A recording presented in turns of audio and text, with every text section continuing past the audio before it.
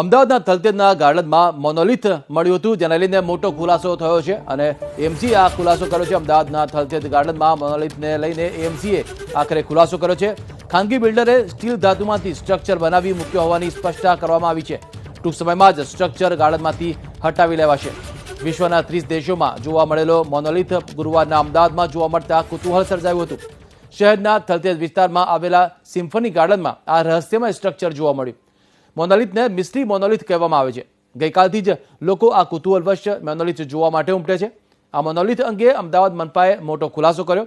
એએમસીએ કહ્યું કે આ એક સ્ટ્રક્ચર છે જે સ્ટીલ ધાતુમાંથી બનાવાયું છે. આ ખાનગી બિલ્ડરે બનાવીને મૂક્યું છે, જેના પર લેટિટ્યુડ નંબર પણ લખાયા છે. એએમસી ટૂંક સમયમાં જ મોનોલિથ સ્ટ્રક્ચરને ગાર્ડનમાંથી દૂર કરી દેશે.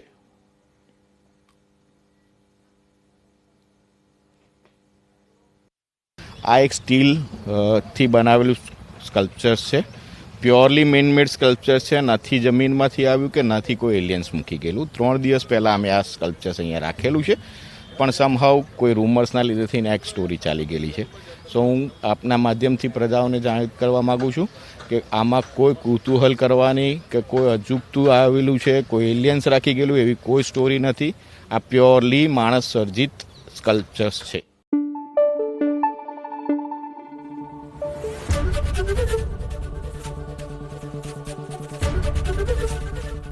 એબીપી અસ્મિતા, ગુજરાતની અસ્મિતા.